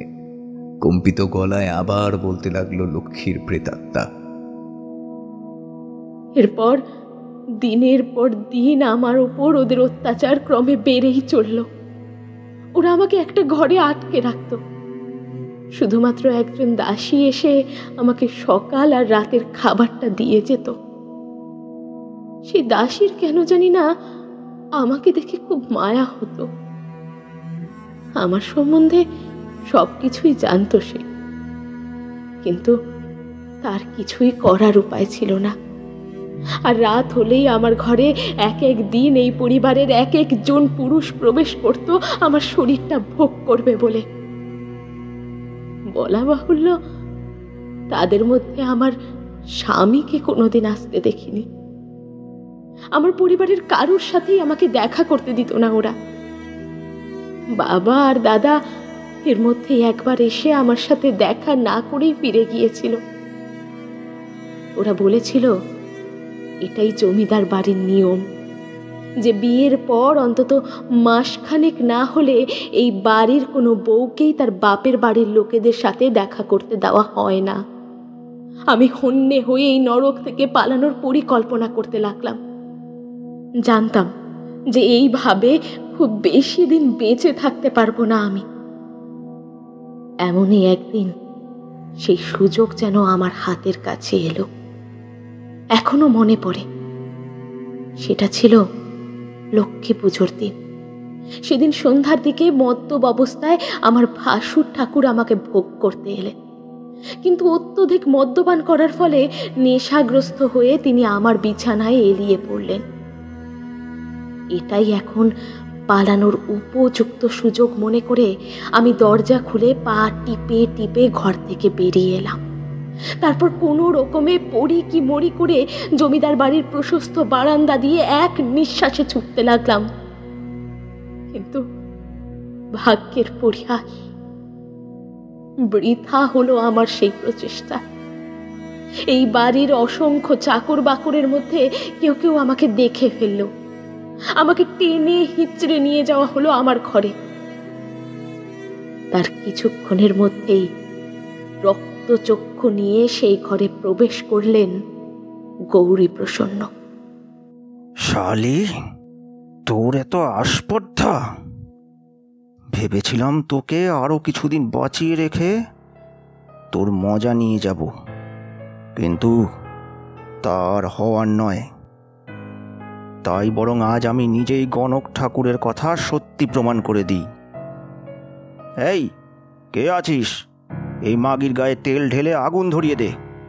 তারপর গোটা গায়ের মানুষের কাছে বলিস, গৃহকর্মে অপটু আমার বৌমা লক্ষ্মীর ভোগ রান্না করতে গিয়ে আগুনে পুড়ে মরেছে। আমি ওনার হাতে পায়ে ধরে প্রাণ ভিক্ষা চাইতে লাগলাম, কিন্তু উনি আমাকে লাথি মেরে দূরে সরিয়ে দিয়ে সেখান থেকে বেরিয়ে গেলেন। ওনার কথা অক্ষরে অক্ষরে পালন করলো ওনার লেঠেলরা। তাই সেই লক্ষ্মী পুজোর দিনই হলো আমার জীবনের শেষ দিন। আমার এই মর্মান্তিক পরিণতি ঘটেছিল সেই দাসীর চোখের সামনেই। তখনও নিজের প্রাণের ভয়ে সে আমাকে বাঁচাতে পারেনি। আমাকে মেরে আমার বিভৎস পোড়া দেহটা গোটা গাঁ শুদ্ধ মানুষের সামনে দিয়ে ওরা শ্মশানে নিয়ে চলল। যদিও বা পোড়ানোর মতো আর খুব বেশি কিছু অবশিষ্ট ছিল না আমার দেহে। খবর পেয়ে কাঁদতে কাঁদতে বাবা আর দাদা আমাকে শেষবারের জন্য দেখতে এলো। কিন্তু কি আশ্চর্যের ব্যাপার, গোটা গাঁয়ের মানুষ বিশ্বাস করলো ওদের মিথ্যা কথাটাকে। কারোর সন্দেহ হলো না যে মেয়ে সারা জীবন ধরে বাবা আর দাদার জন্য রান্না করে এসেছে, সে কি করে এত অসাবধান হতে পারে। তাছাড়া জমিদার বাড়িতে এত রাঁধুনি বা বামুন ঠাকুর থাকা সত্ত্বেও বাড়ির বউকে কেন লক্ষ্মীর ভোগ রাঁধতে যেতে হলো? কিংবা হয়তো সকলে আড়ালে আপটালে বুঝেই গিয়েছিল আমার এই পরিণতি হতে চলেছে। আর জমিদারের প্রতি সমীহের ফলে তারা সকলে এই অন্যায়কে মুখ বুজে সমর্থন করল। সকলে আমার বাবাকেই দুষতে লাগলো। মেয়ে ঠিক মতো ঘরকন্নার কাজ শিখিয়ে শ্বশুর ঘরে পাঠাতে পারেনি বলে আমার সৎকার হলো, কিন্তু অপঘাতে মরে প্রেত জনিতে আটকা পড়লাম আমি। কিন্তু একজন আমার এমন করুণ পরিণতি নিজের চোখের সামনে হতে দেখে চুপ থাকলো না। সে হলো সেই দাসী যে আমাকে খাবার দিতে আসতো। সেদিন রাতেই সে গোপনে বাবা আর দাদার কাছে গিয়ে জানালো সব কথা।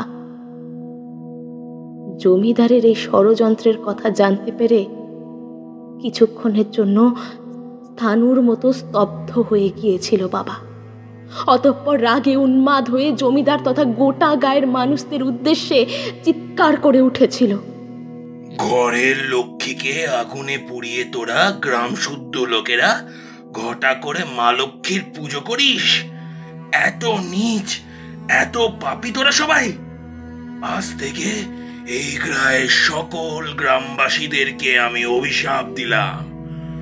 আজ লক্ষ্মী পুজোর দিনে আমার রক্ত মাংসের লক্ষ্মী প্রতিমার সাথে যে অন্যায় করা হলো সেটা তোদের সারা জীবন ভোর মনে রাখতে হবে।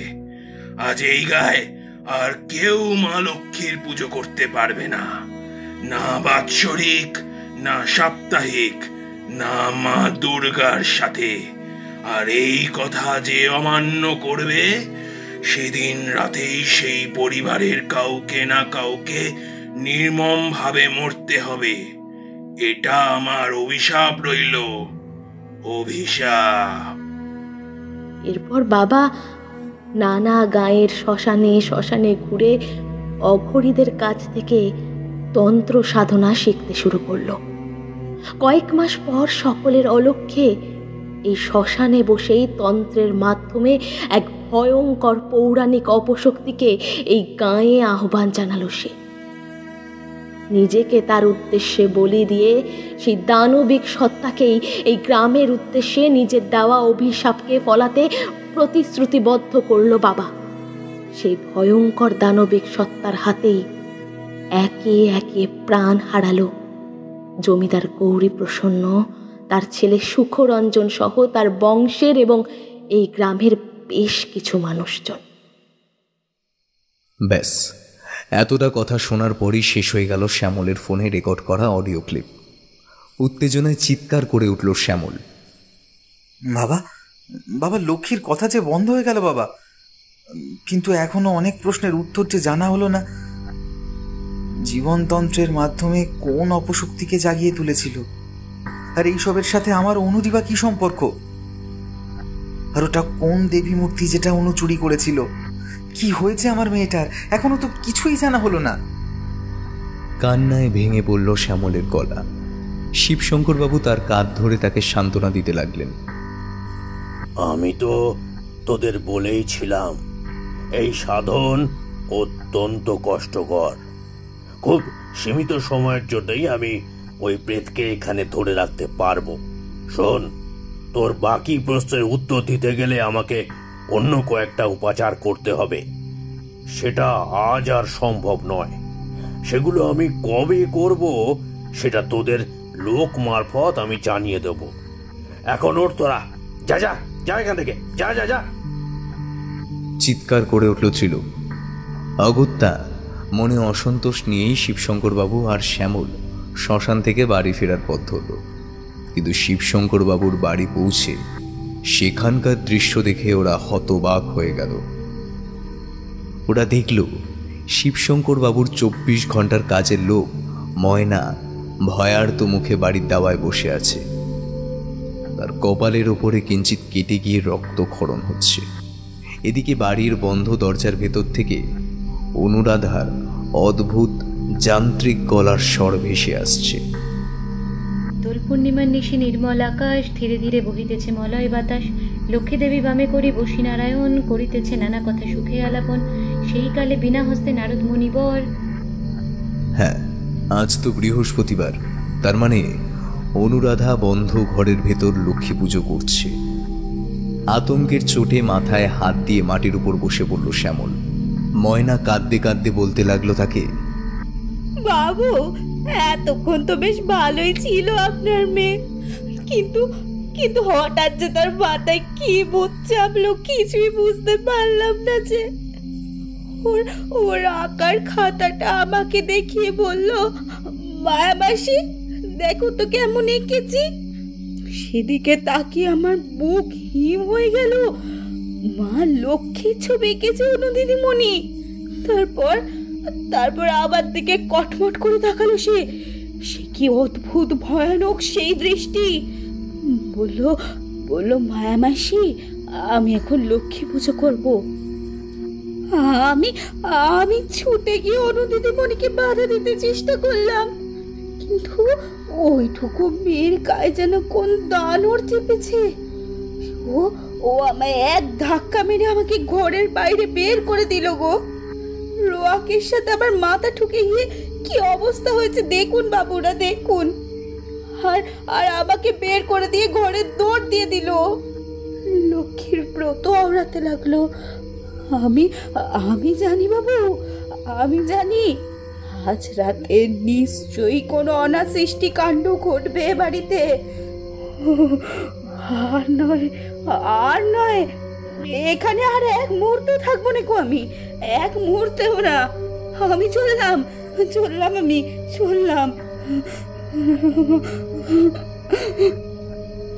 কাউকে কিছু বলার সময় না দিয়েই ময়না ছুটে গিয়ে নিজের বাড়ির পথ ধরল। ততক্ষণে লক্ষ্মীর ব্রত আওড়ানো শেষ করেছে অনুরাধা। শিবশঙ্করবাবু আর শ্যামল দেখল সশব্দে খুলে গেল ঘরের দরজা। ঘরের ভেতর থেকে ধীরে ধীরে বেরিয়ে আসছে অনুরাধা। কিন্তু এ কি, অনুরাধার পা দুটো অন্তত 1 ফুট মাটির ওপরে, অর্থাৎ শূন্যে ভেসে আসছে অনুরাধা। এক হাতে সে ধরে রেখেছে ভবেশদার দোকান থেকে চুরি করা সেই অদ্ভুত দেবীর পাথরের মূর্তিটা, যেটা কোনো কাজে লাগতে পারে ভেবে এখানে নিয়ে এসেছিল শ্যামল। অনুরাধার খোলা চুল মাথার চারিপাশে হাওয়ায় উঠছে। রক্তের মতো লাল হয়ে উঠেছে তার চোখের দৃষ্টি, মুখ দিয়ে ঝরছে লালা। একটা অপার্থিব ঠান্ডা হিসহিসানো স্বরে সে বলতে লাগলো, আজ রাতের 4র্থ প্রহরের শুরুতে সে আসবে। সতর্ক থাকিস তোরা, সতর্ক থাকিস। এইটুকু বলেই ঝপ করে নিচে অচৈতন্য হয়ে পড়ে গেল অনুরাধা। তার স্থলিত হাত থেকে মূর্তিটা ঢলে পড়ল নিচে। আর ঠিক তার কিছুক্ষণের মধ্যেই ঘটল এক অভাবনীয় ঘটনা। কোথা থেকে যেন একদল মুখে কালো কাপড় বাঁধা লোকেরা ছুটে এলো তাদের কাছে। তাদের হাতে থাকা লোহার রড দিয়ে তারা সজোরে আঘাত করল শ্যামল আর শিবশঙ্কর বাবুর মাথায়। প্রবল যন্ত্রণায় চিৎকার করে শ্যামল দেখতে পেল ততক্ষণে মাথা চেপে ধরে নিচে পড়ে গিয়েছেন শিবশঙ্কর বাবু। নিজেও জ্ঞান হারাবার আগে শ্যামল দেখতে পেল এবার লোকগুলো ছুটে যাচ্ছে অদৌড়ে অচৈতন্য হয়ে পড়ে থাকা অনুরাধার দিকে। শ্যামলের চোখের সামনে অন্ধকারটা ধীরে ধীরে কেটে যাচ্ছে। চৈতন্যবোধ ফিরে পেয়ে চোখ মেলে তাকালো সে। তার সারা শরীরে অসহ্য যন্ত্রণা, কিন্তু এ কি, সে যে এখন আবার ত্রিলোক বাবার সাধনা স্তরে। একটা মোটা গাছের গুড়ির সাথে দড়ি দিয়ে আষ্টে পৃষ্ঠে বেঁধে রাখা হয়েছে তাকে। তার সামনেই যজ্ঞকুণ্ডের আগুন দাউ দাউ করে জ্বলছে। তার একধারে চোখ বন্ধ করে বসে আছে ত্রিলোক। বিড়বিড় করে কি যেন একটা মন্ত্র আওড়ে চলেছে সে। তন্ত্রাচারের সকল সামগ্রী ছড়িয়ে ছিটিয়ে আছে তার চারিপাশে, কিন্তু এ কি, যজ্ঞকুণ্ডের অপর প্রান্তে তৈরি করা হয়েছে একটা হাড়ি কাঠ, আর তার ভেতরে গলা রেখে হাত পা পিঠ মোড়া করে বেঁধে শুইয়ে রাখা হয়েছে অনুরাধাকে। আতঙ্কে ফুপিয়ে ফুপিয়ে কাঁদছে ছোট মেয়েটা। ছেড়ে দাও, ছেড়ে দাও আমায়, আমায় ছেড়ে দাও, আমায় ছেড়ে দাও।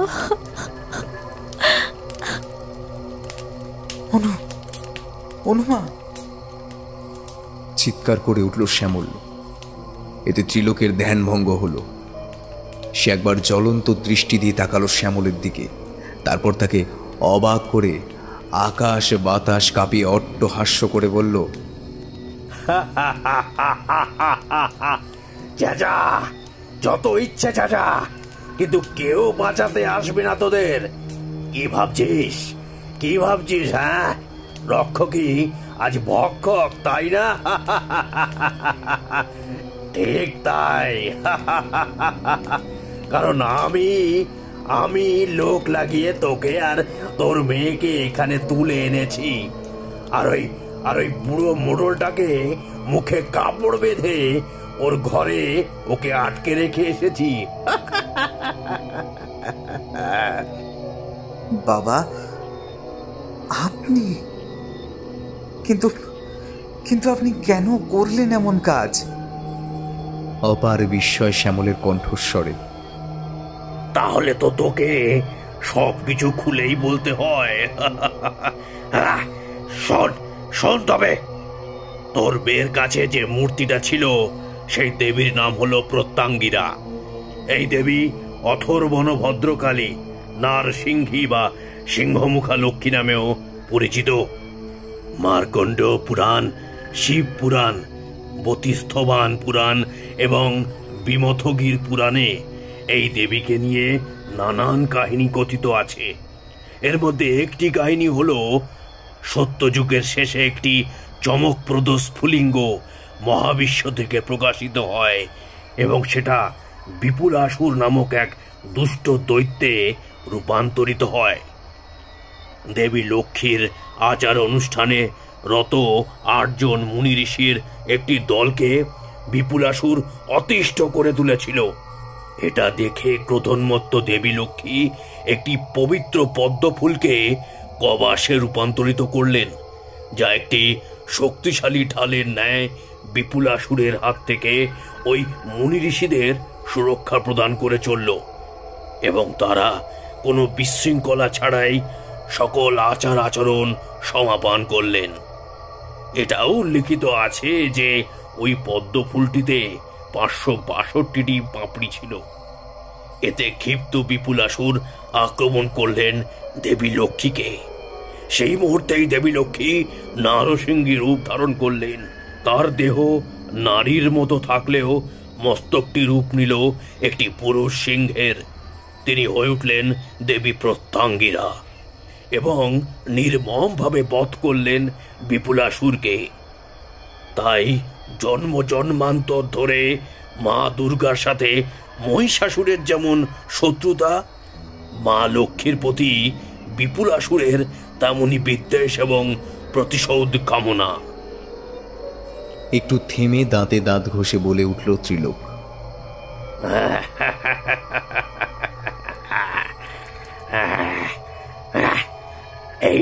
উদ্দেশ্যে নিজের দেওয়া অভিশাপ রক্ষার্থে তন্ত্রের মাধ্যমে আত্মবলিদান দিয়ে এই বিপুলাসুরকেই জাগিয়ে তুলেছিল জীবন মাঝি। সেই জীবন মাঝি যে ছিল আমারই এক পূর্বপুরুষ। কথাটা শুনে চমকে উঠল শ্যামল। ত্রিলোক বলেই চলল, হ্যাঁ, ঠিকই শুনেছিস তুই, ঠিক। জীবন মাঝির ছেলে অবনী হলো আমার ঠাকুরদা। বাবার দ্বারা বিপুলাসুরের কাছে আত্মবলিদান দিয়ে তাকে আহ্বান করার ভয়ঙ্কর সাধনা সেদিন দূর থেকে লুকিয়ে স্বচক্ষে প্রত্যক্ষ করেছিল অবনী। ওই দানবের কাছে প্রাণ হারানোর পর সে কাঁদতে কাঁদতে ছুটে গিয়েছিল বাবার রক্তাক্ত মৃতদেহের কাছে। আর ঠিক তখনই শেষ নিঃশ্বাস নিতে নিতে একবার চোখ তুলে তাকিয়েছিল জীবন। তার ছেলেকে সে অতি কষ্টে বলে উঠেছিল, শোন বাবা, আমি তন্ত্রমতে জেনেছি যে তোর বোনের মৃত্যুর প্রতিশোধ নেওয়ার জন্য যে অসুরকে আমি জাগিয়ে তুললাম, আজ থেকে প্রায় 81 বছর পর তাকে বধ করার জন্য দেবী প্রত্যঙ্গিরার সত্তা একটি ছোট বালিকার মাধ্যমে এই গ্রামে পৌঁছবে। সেই বালিকা নিজেই লক্ষ্মী পুজো করে সেই অসুরকে ডেকে আনবে। বিপুলাসুর তার পরিবারের কাউকে হত্যা করতে আসবে ঠিক সেই রাতের চতুর্থ প্রহরের শুরুতে। আর তখনই সেই বালিকার দেহে জেগে উঠবে মা প্রত্যঙ্গিরার সত্তা। তাই যদি সেই বালিকাকে সেই রাতে চতুর্থ প্রহর আসার আগেই এই অসুরের উদ্দেশ্যে বলি দেওয়া যায়, তাহলে অক্ষুণ্ণ থাকবে এই দানবের সত্তা, বজায় থাকবে এই গ্রামের অভিশাপ। এই কাজের দায়িত্ব কিন্তু তোর পরবর্তী প্রজন্মকেই নিতে হবে বাবা। এতটা বলেই মৃত্যুর কোলে ঢলে পড়েছিল জীবন।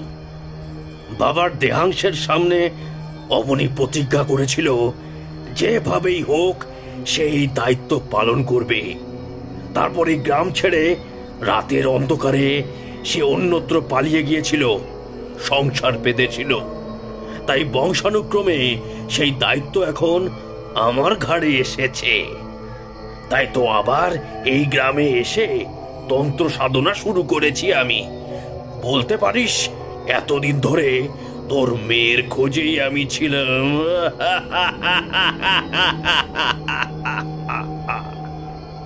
না না না না না না, ছেড়ে দাও আমার মেয়েটাকে। ওকে ওকে মেরো না, ওকে বাঁচতে দাও। আপুস নয়নে কেঁদে উঠল শ্যামল। ছেড়ে দেবো? কখনো নয়, কখনো নয়। মনে করে দেখ, ওই দেবী মূর্তিটা শ্রীলঙ্কার সিগিরিয়া গুহা মন্দির থেকে খুঁজে পাওয়া যায়। রাবণ ওয়াথার পামপাতার বই পুষ্কলা প্রথা অনুসারে ওই সিগিরিয়াতেই ছিল লঙ্কাধিপতি রাবণের প্রাসাদ, যা তার পিতা বিশ্বশ্রবা মুনির আদেশে নির্মিত হয় ময়দানবের হাতে। মনে করা হয় রাবণের কুলদেবী হলেন এই নিকুম্ভিলা, যা দেবী প্রত্যঙ্গিরারই অপর এক রূপ।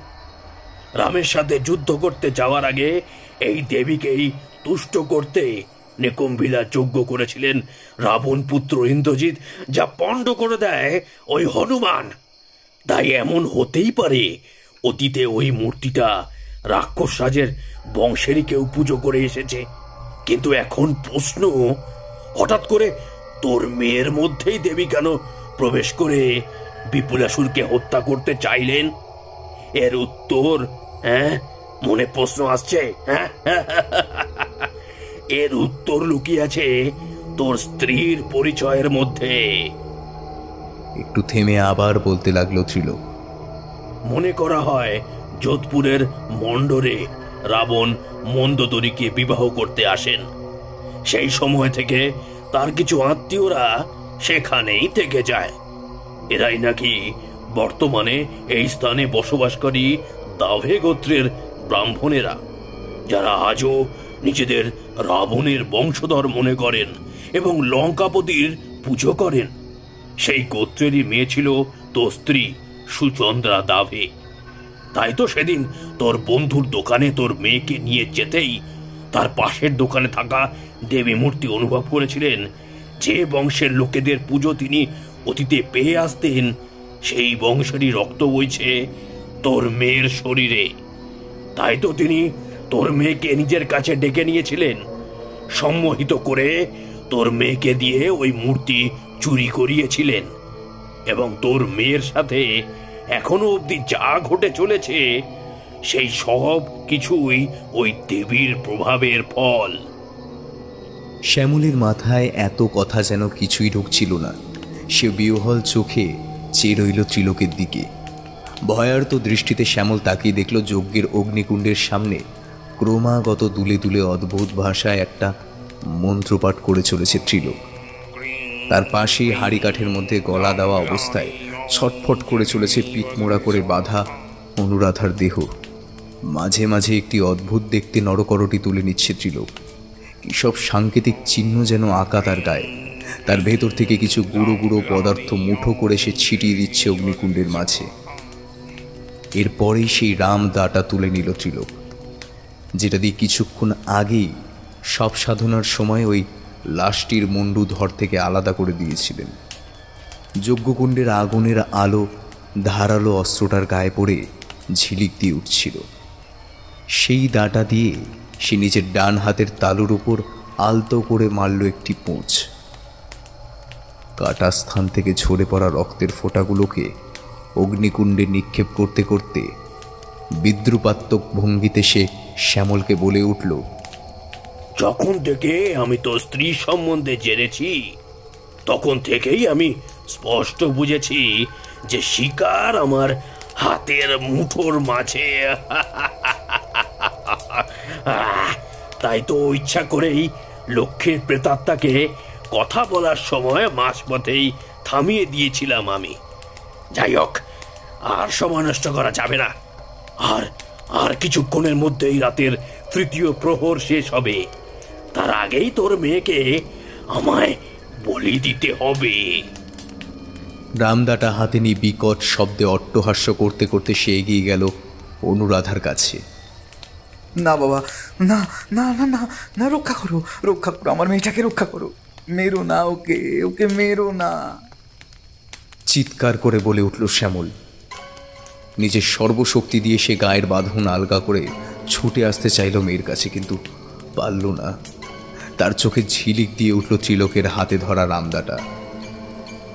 তারপর সেটা সজোরে নেমে এলো অনুরাধার গলার কাছে। অনুমা! চিৎকার করে চোখ বন্ধ করে নিল শ্যামল, কিন্তু ঠিক তখনই তীব্র স্বরে আর্ত চিৎকার করে উঠল ত্রিলোক। হতবাক শ্যামল চোখ খুলে দেখল ত্রিলোকের দা ধরা হাতটা ধরে আসছে এক অপার্থিব নারী ছায়া মূর্তি। সে মানুষ নয়, তবু শান্ত স্নিগ্ধ মাতৃসুলভ তার চেহারা। চন্দ্রা, তুমি? অবাক হয়ে বলে উঠল শ্যামল। স্বয়ং মায়ের আত্মা এসেছে এই পাষণ্ডর হাত থেকে তার মেয়েকে বাঁচাতে। সে নারী মূর্তি এক ঝটকায় ত্রিলোকের হাতটা মুচড়ে এমনভাবে ঘুরিয়ে দিল যে তার নিজের হাতে ধরা রামদাটাই বসে গেল ত্রিলোকের গলায়। তাই গলার নলি কেটে ফিনকি দিয়ে রক্ত বেরোতে লাগলো। মাটিতে পড়ে গেল ত্রিলোক। নিথর হয়ে যাওয়ার আগেই রক্তের সাগরে ভাসতে ভাসতে কিছুক্ষণ ছটফট করতে লাগলো তার দেহ। সে নারী মূর্তি করুণ নয়নে একবার চাইল শ্যামলের দিকে। তারপর তার অবয়ব যেন একটা দমকা হাওয়ার ঝাপটার সাথে কোথায় অদৃশ্য হয়ে গেল। আর ঠিক তখনই শ্যামলের কানে একটি পরিচিত কণ্ঠস্বর যেন ফিসফিস করে বলল, আমি আমার কথা রেখেছি শ্যামল, কোথাও যাইনি আমি তো তোমাদের ছেড়ে। তাই মেয়ের এই পরিস্থিতি দেখে ছুটে এলাম তাকে রক্ষা করতে। আমি আমি আমি আমার কথা রেখেছি শ্যামল, কথা রেখেছি। চোখের জলে সুচন্দ্রাকে বিদায় জানিয়ে শ্যামলের চোখ গেল তার হাতে পড়ে থাকা ঘড়ির দিকে। এখন বাজে রাত 3টে, অর্থাৎ সূচনা হলো চতুর্থ প্রহরের।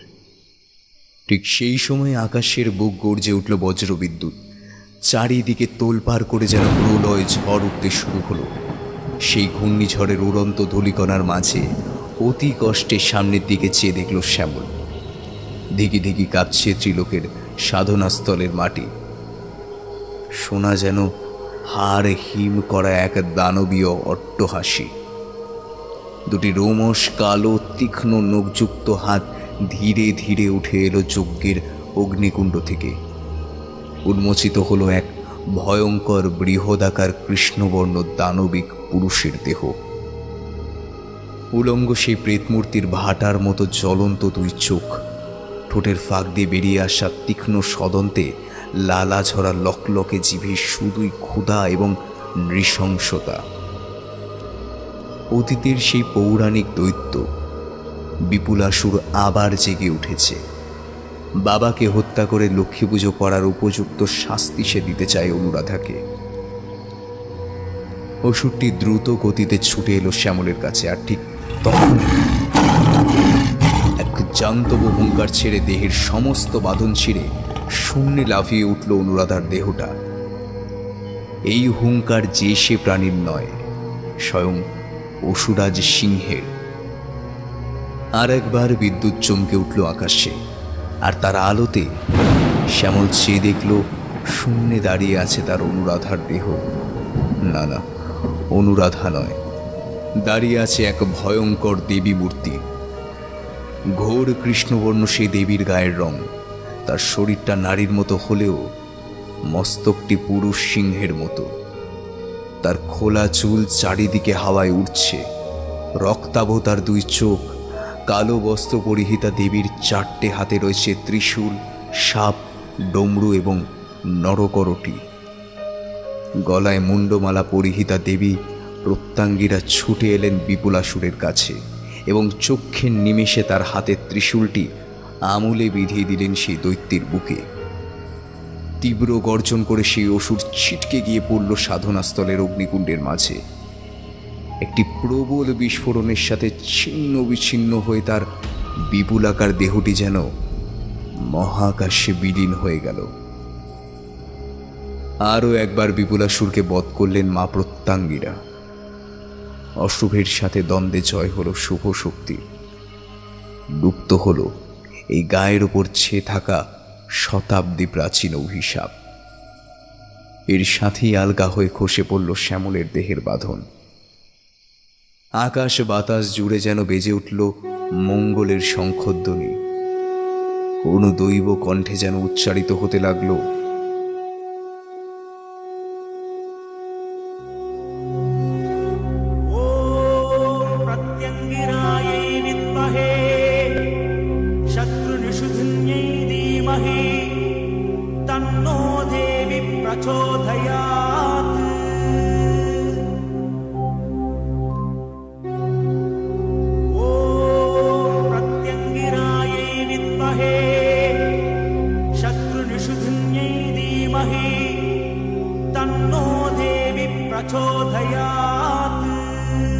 দেবীর উদ্দেশ্যে হাত জোর করে শ্রদ্ধা ভরে চোখ বন্ধ করল শ্যামল। যখন সে চোখ খুলল তখন কোথায় সেই দেবী? তার সামনেই অচৈতন্য হয়ে পড়ে আছে তার প্রাণের চেয়েও প্রিয় একমাত্র সন্তান অনুরাধা।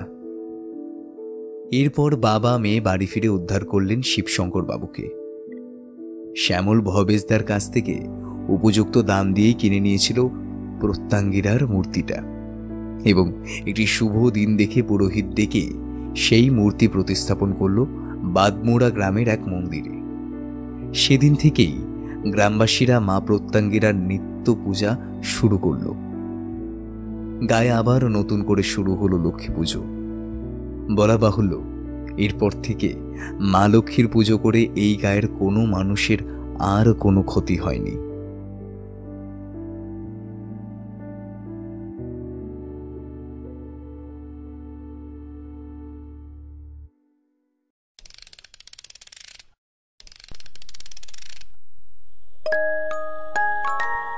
শুনছিলেন লেখক প্রলয় কুমার নাথের কলমে বাদমোড়ার বিভীষিকা। সম্পাদনা এবং কাস্টিংয়ে সৌরভ এবং শ্রেয়া। পরিচালনা ও ভিডিওর ভিজুয়াল এফেক্টসে সৌরভ এবং সাউন্ডে শঙ্খ। পোস্টার ডিজাইন কৃষ্ণেন্দু মণ্ডল। আমাদের গল্পটি ভালো লেগে থাকলে লাইক করে দেবেন। আর আরো নতুন নতুন গল্প শুনতে চ্যানেলটি সাবস্ক্রাইব করে পাশে থাকা বেল আইকনটি প্রেস করে দেবেন, যাতে নতুন কোনো গল্প এলে তা সরাসরি সবার আগে পৌঁছে যায় আপনার কাছে। শুনতে থাকুন মিডনাইট ফ্যান্টাসি।